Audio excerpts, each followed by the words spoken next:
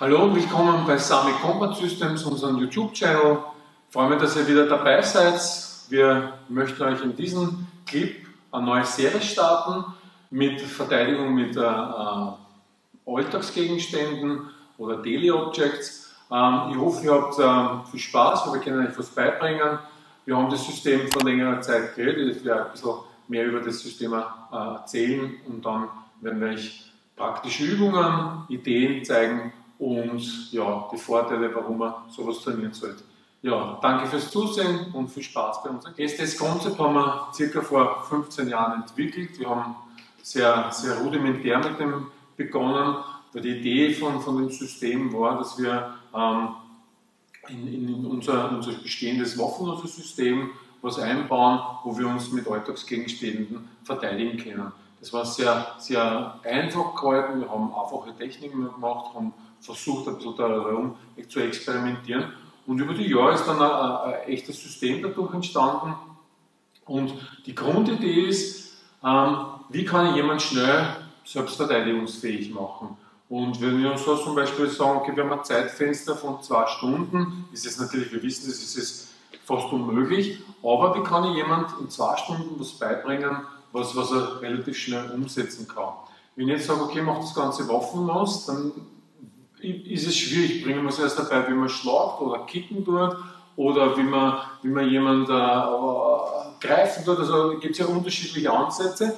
Wenn ich aber jemanden beibringe, mit einem Alltagsgegenstand zu schlagen, wird er innerhalb von kürzester Zeit viel verteidigungsfähiger sein, als wenn er nur mit bloßen Händen das machen würde. Und so ist die Idee entstanden, dass man in relativ kurzer Zeit jemanden schnell verteidigungsfähig macht. Ein wichtiger Punkt für uns Trainer ist natürlich, dass wir uns zuerst einmal auseinandersetzen, was wir unterrichten wollen und mit welchen Gegenständen.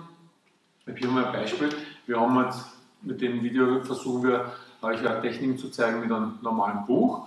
Fürs Training ist ganz gut, wir haben uns das also selber basteln, also so alte Bücher, die haben wir dann mit Schaumgummi staffiert und dann kann ich ein bisschen mehr mit Kontakt arbeiten und gibt den Schülern einfach so die Idee, wie sie damit umgehen können. Das ist wichtig, so kriegt man im Laufe der Zeit mehr Gefühle für die ganzen Dinge, wie muss ich was angreifen, wie kann ich damit schlagen, ist das Ding eigentlich gefährlich für mich oder ist es nur für den Angreifer gefährlich? Also die Beschaffenheit von den Objekten ist wichtig, kann ich das verwenden oder ist es eher destruktiv?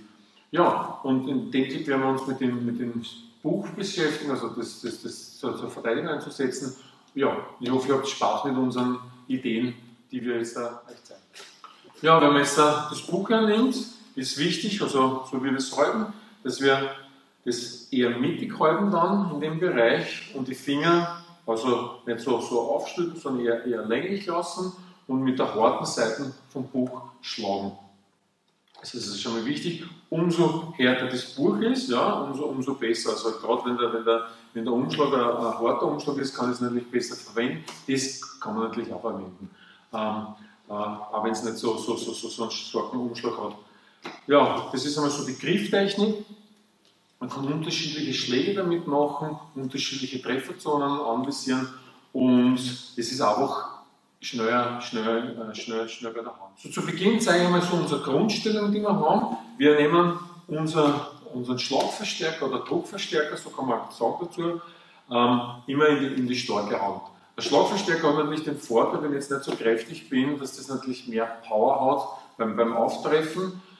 Mehr Reichweite möglicherweise, weil ich gewinne dadurch auch noch mal ein paar Zentimeter und mehr Schaden anrichtet, wenn wir treffen und das Verletzungsrisiko für mich ein bisschen geringer ist. Ich kann in der normalen Auslage trainieren, das heißt, ich lasse mein starkes Bein hinten, habe meine Hand vorn. Wir nehmen das nicht so auf wie beim Boxen, weil der Gegner oder der Angreifer uns die Hand ins Gesicht hat, kriege ich den Gegenstand selber aufs Gesicht, also lasse ich den ein bisschen weiter unten, sodass ich den auch nah bei mir habe. Die zweite Variante ist, dass wir die Waffenhand vorn lassen oder die Hand, die Waffen tragt oder den Gegenstand und lasse den vor uns. Warum mache ich das so und einmal so? Es ist nur eine Empfehlung, aber es ist keine Pflicht. Wir sagen halt, wenn wir jemanden haben, der uns mit einer Waffe attackiert, lassen wir Waffenhand vorn. Damit habe ich erstens eine längere Reichweite auch. Also man muss das einmal so vorstellen. Und jetzt nehmen wir das noch vor, ein bisschen längere Reichweite. Dann steht der Gegenstand zwischen uns, das heißt, ich kann den Gegenstand als Schild verwenden oder als Barriere zwischen den Angreifer und mir. Da ist es immer so, dass eben ein bisschen ein Teil von meinem Körper vorne ist bei der Waffe vom Angreifer und darum nehmen wir einfach die Waffenhand noch vor. Wenn das jetzt umgekehrt wäre, der Angreifer ist waffenlos und ich bin ihm zum Beispiel körperlich natürlich unterlegen, dann werde ich versuchen, meine starke Hand eher nach hinten zu geben. Warum? Ich kann mit der vorderen Hand kann ich parieren und wegdrücken zum Beispiel. Habe von hinten natürlich auch mehr Schlagpower, weil ich die ganze Hüfte einsetzen kann. Und was ganz wichtig ist, dass der Angreifer nicht mehr meinen Ohren greifen kann oder den Gegenstand versuchen zu greifen, damit er uns dann wieder wegnehmen kann und gegen uns richten. Das nächste wäre, in welcher Form kann ich schlagen? Also für mich persönlich ist das Beste, wenn man Kraut schlagt. Ja? Das heißt, ich schlage so wie einen normalen Schlag, habe die Finger in der Position an. Das heißt, wenn der Druck aufs Buch kommt, habe ich da eine gute Stütze im Handballen. Das heißt, da kann ich relativ gut, wie wenn ich boxen würde, nach vorne schlagen. Das heißt, so ein gerader Schlag wäre das. Ich kann aber diagonal schlagen, wir haben eine Faust, das heißt, das ist sehr einfach. Ich kann es sehr gut transportieren. Der Nachteil ist natürlich, dass es da sein kann, wenn ich keinen guten Griff am Buch habe, dass ich das Griff, das Buch möglicherweise beim Schlagen verlieren darf.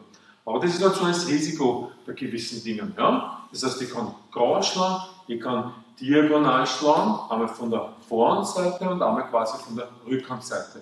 Ich kann aber aus einer unvorbereiteten Position von unten schlagen. Das kann ich entweder in der Form machen oder aus der Position wieder nach oben. Das heißt ja den Schlag und den Schlag.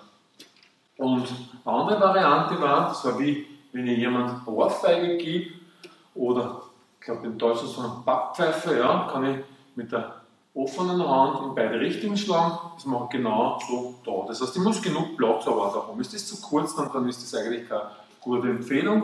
Habe ich genug Platz, kann ich den Angreifer damit anschlagen. Und das kann ich alles kombinieren. Ich kann zum Beispiel sagen, okay, ich fange diagonal an, ich komme von unten diagonal, dann habe ich einmal, zweimal und dann dreimal, dann habe ich 7 Schläge, die ich ganz einfach lernen kann und verwenden kann. Bei dem Rückschlag von der war noch zu erwähnen, da stramme ich einfach die Hand in die Position, dass ich wieder mit der Handfläche schlagen kann. Ja? Ich zeige es einmal von der Seite. Wir fangen diagonal an, diagonal. Dann kommt der Schlag von unten, der Schlag von unten, dann mit der offenen Hand quasi in die Richtung, dann wieder zurückkommen und dann gerade noch vorstechen. Also nochmal diagonal, diagonal, diagonal von unten, oben, dann wieder die Ohrfeige und gerader Schlag. So hat man so ein kleines Repertoire, das kann man ganz gut trainieren. Es ist sehr einfach, jemandem beizubringen und ich kann das sehr gut in mein eigenes System implementieren. Okay, jetzt haben wir gemacht den Stand und wir haben noch gemacht die Schlagvarianten. Jetzt machen wir eine Kombination. Für uns ist es wichtig, dass wir alles, was wir quasi als Waffen haben, wie die Ohren, die Beine, Kopf, Ellbogen, natürlich auch einsetzen und nicht nur das Buch. Ja? Als Kombination kann man sagen, man kann nur jetzt mit dem Buch schlagen oder man nimmt jetzt da seine zweite Hand auch dazu. Ja? Das heißt, was wir machen so, wir schlagen quasi so X mit unserem Buch, einmal, zweimal, gehen da mit der linken Hand nach vorne, schlagen also nochmal links und dann nochmal rechts. Dann habe ich eine Kombination mit den freien Ohren und der Schlag genauso. Ja? Also wir haben einmal, zweimal, dreimal, viermal. Ich kann das in einer anderen Auslage machen. Einmal, zweimal, dreimal, viermal. Das heißt, wichtig ist, dass man diese Schläge mit den Alltagsgegenständen kombiniert und sie nicht hundertprozentig fokussiert nur auf den Gegenstand, weil wir können ja alles als Waffen einsetzen und in der Selbstverteidigung wissen wir, kann man alles machen, nur es muss funktionieren. Jetzt noch kurz die Konzepte an, damit man versteht, welche Ideen wir verfolgen. Ich zeige das jetzt am Robert, an einem Beispiel her. Also, das erste Konzept ist, dass die Waffenhand oder die Hand mit dem Gegenstand der zweiten Hand folgt. Ja, das ist unser erstes Konzept. Ich zeige das einmal. Das heißt, ich fange vielleicht mit der linken an zu schlagen, komme da mit der rechten, ich komme mit der linken, ich komme mit der rechten, ich komme mit der linken und schlage wieder mit dem Gegenstand. Das wäre zum Beispiel das erste Konzept. Wir sagen, die Waffenhand folgt der freien Hand. Ich kann das aber genauso umgekehrt machen. Ich schlage zuerst mit dem Gegenstand, komme dann mit der offenen Hand, ich schlage mit dem Gegenstand, schlage meinen zweiten Schlag, ich schlage mit dem Gegenstand, komme da. Das heißt, da folgt jetzt dann quasi die freie Hand der Waffenhand. Das war unser zweites Konzept. Und das dritte Konzept ist, dass ich zum Beispiel, wenn ich jetzt blocken tue, gleichzeitig schlagen tue. Das heißt, das war unser drittes Konzept. Wir sagen halt Gleichzeitigkeiten dazu. Das kann jetzt ein Block sein, ein Cover, was immer.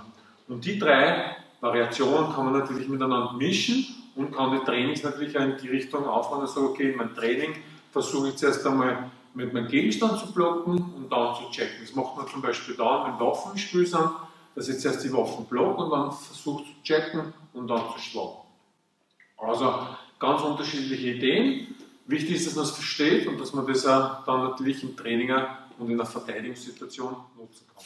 Jetzt wollen wir euch noch ein paar Übungen zeigen, die man sehr praktisch anwenden kann. Wir machen zuerst die Angriffe zum Kopf. Ja? Das heißt, der Robert fängt dann an mit Schwingen, dann mit geraden Schlägen und so kann man einfach eine Schlagabwehrübung kreieren. Ja? Das heißt, die meisten kommen mit rechten, weiten Bewegungen zum Schlagen. Das heißt, wir nutzen jetzt da das Buch zum Schlagen. Wir versuchen den Unterarm zu treffen, wenn es geht. Wenn ich den Oberarm treffe, kann es sein, dass der Schlag weitergeht. Das heißt, ich kann, wenn ich jetzt in der Innenbahn stehe, kann ich nach hinten natürlich gehen und da die Distanz wieder nutzen.